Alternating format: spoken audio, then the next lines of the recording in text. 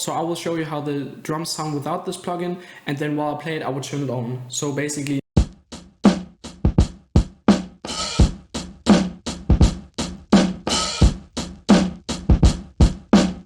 so as you can see, today's setting is a little bit different, and that's because I want to show you how to mix and master within your MPC. I'm gonna do it in the MPC software because I use the MPC Studio, but I'm gonna mainly use stock plugins which also are included in the MPCs, even though there's gonna be one plugin that is from a third party, but it's not as crucial as you might think, but I get to that later. So right now I have a beat which I haven't done anything to, I haven't leveled it properly, and I don't have any plugins on the beat, so I basically have a blank canvas, and I also don't have anything on the master, so I will just go ahead and play the beat as it sounds right now. Why give it? Why speak to you? Why? It's because. So as you can see, the drums don't cut through, and there's just like, it's just very cluttered and very like muddy. Like you can't actually divide what's like the sample, what are the drums, what are the bass. And also we have some peaking going on. So at the master channel we can see that the whole beat, when it plays all together, it goes above 0 dB, which means it's gonna distort when we export it, and that is something that we can't let happen like ever. And the way I like to start my mixes is I turn everything down. And basically, like from now, you have a completely blank canvas, and you have, in my opinion, or like I think there are two ways on how you can like start a mixing process. And either you go ahead and you start with mixing like the volumes of the 3 tracks, in this case the sample, the drums and the plugin, and then afterwards you add some plugins. But I prefer to do it like I turn something up, like I start with the drums, turn them up, and then I would add all of my plugins already, because often, for example, a compressor can change the loudness. I'd rather like already apply all of my plugins that can affect the loudness, and then afterwards I would add the next instrument. So yeah, first off, I usually start with the drums.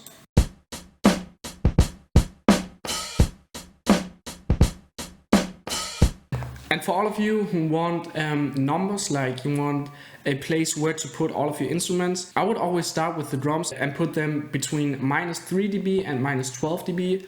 But I have to say, I never look at where my drums or where my sounds actually are. I just start with the drums and put them like a good amount of dB below 0, and then I'm just gonna start adding all of the other stuff, because usually the drums are gonna be the loudest part of the beat, so therefore it's very smart to orientate around the drums.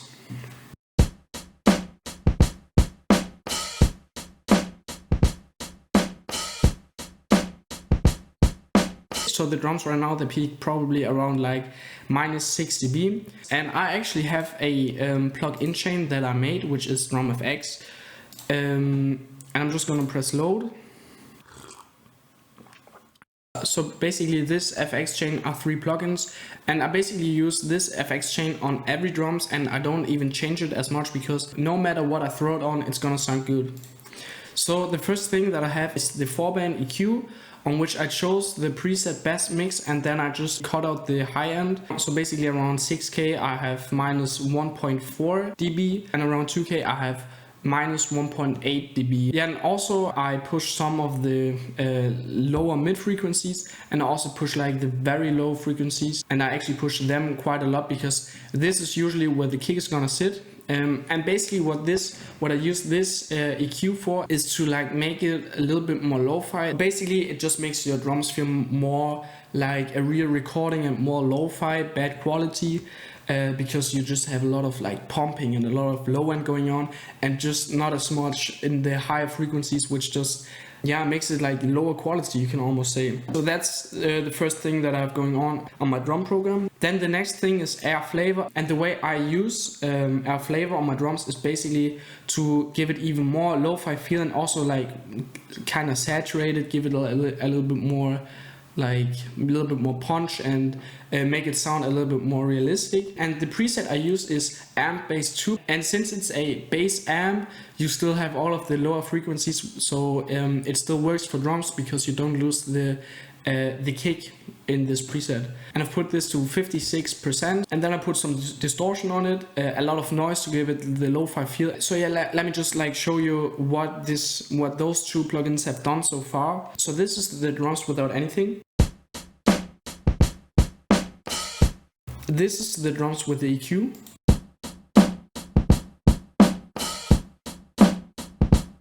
And you can actually really hear how much this EQ actually does, because you can just hear how the kick is a little bit more punchy, and you can also hear how the snare loses like some of the higher frequencies. So this 4-band EQ actually does a great job when it comes to drums. Now I'm gonna play the drums for you with air flavor.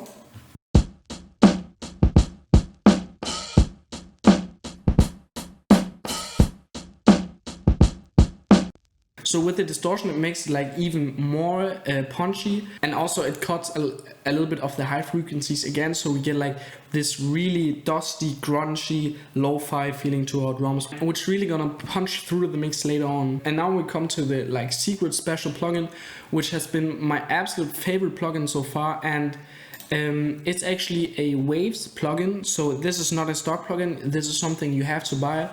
But I think it's around 30 bucks only, and Waves always have like crazy deals. So if you consider picking this plugin up, you're gonna get like 2 or 3 extra plugins out of it. So it might be something you wanna look up and like see if there are some Waves plugin that you wanna use.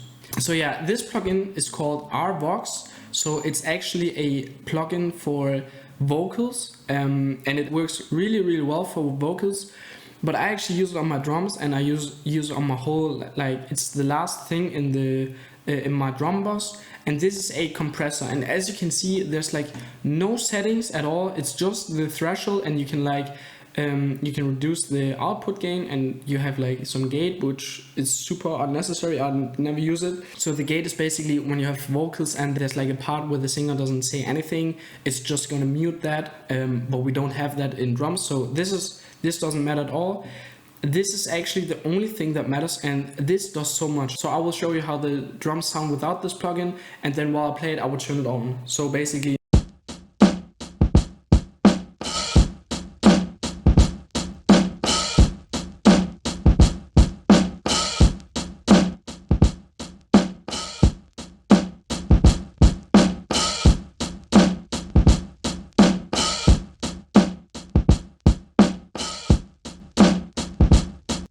so I feel like it adds so much texture and just like has a very unique sound to drums, and like make them punch a lot. Like I feel like the kick is punching through, the snare is getting kind of reverb through the compressor because it's getting compressed so hard. So the snare actually gets reverb on it.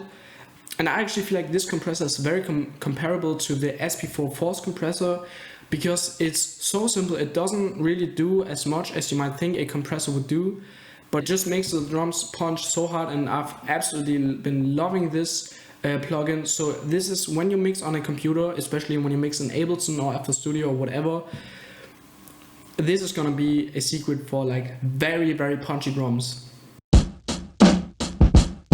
Now that we have this set up, like we have our drums mixed, we have everything that we want onto the drums, we're gonna go and move on to our bass. And first of all, I'll just play the beat and then turn up the bass to like make it fit to the drums, so it's not too loud and not too quiet. So let's go ahead and do that.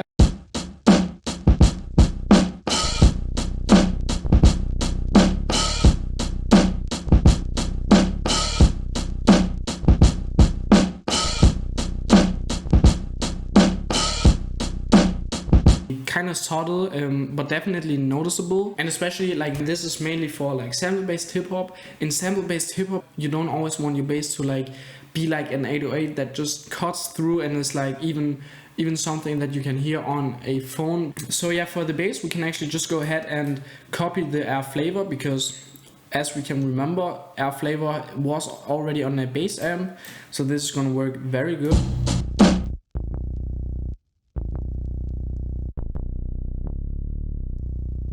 Just makes it like a little bit more punchy. And also I'll just go ahead and throw RVox on this.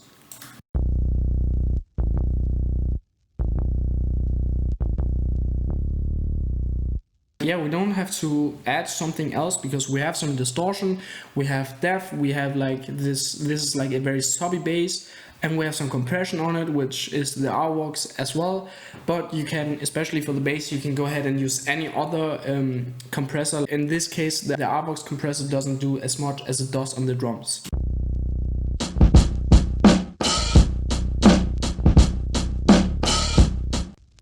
So now a very important thing to make your kick cut through the mix is to apply Mother Ducker, and we do that by choosing our kick, which in my case is this. Just click on the pad and it's gonna get there automatically. And you just wanna add Mother Ducker input, and I'm just gonna show you where it is. You find that under dynamics and then you take input. Don't take Mother Ducker, take input and put that on your kick. Also on your ghost kick and whatever you want. And then you go to your bass. And here you go under dynamics and then you choose Mother Ducker. And now that we have added Mother Ducker, like every time the kick plays, because we have the kick on the input, every time the kick plays, the bass is going to be turned down, it's going to be compressed, and it, on one hand, it gives like a very cool pumpy effect, but also it just cleans up the mix by a lot, especially with the Rvox compressor on the drums and on the kick. So here you can see how it works.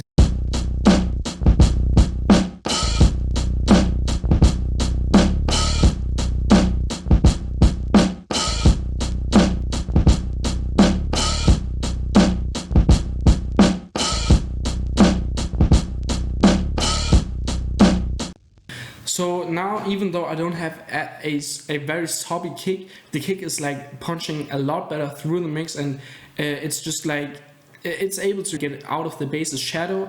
And right here you can see how much it's getting reduced. So I'm actually reducing it a lot, and basically like all of the settings right here is, the most important settings are the ratio, the release and the threshold. So basically the threshold, what it does is it determines when, like how much you want to reduce the sample, and as more you like put the threshold to the left side, the more sensitive the threshold is going to be. And then we have the release, which basically says how long the reducing is going to take place. And for example, let's take 80 milliseconds.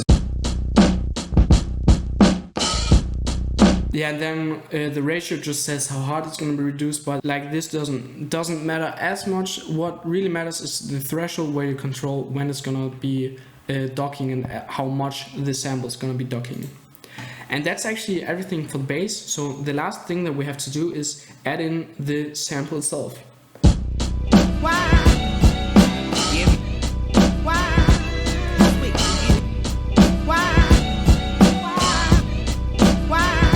And here I actually don't do as much. So basically I like to take the air kill EQ, where I just can take the low end out, like this just completely kills the low end. So we get rid of the bass and the kicks from the original sample. And then I like to throw on some compression. For example, let's take the air compressor. So this is way too much. We just want like some kind of subtle compression on it.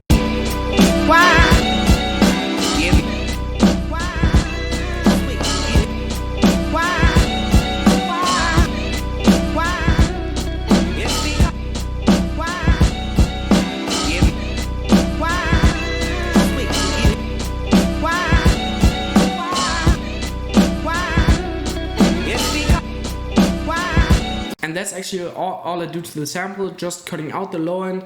You can go ahead and boost some of the frequencies you like. In this case, it sounds already fine because I actually sampled it from YouTube, so I don't have like some kind of vinyl sound.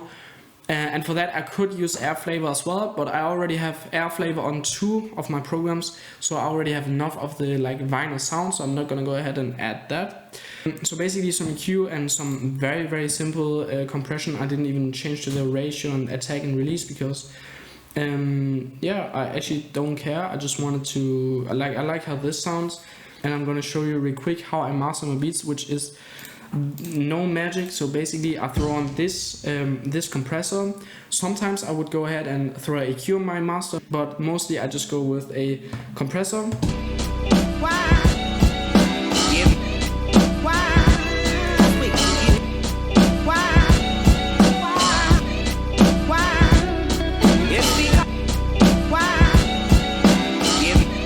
lastly, I actually just add Ozone, and it basically masters the whole beat by itself, so I actually don't have to do anything anymore.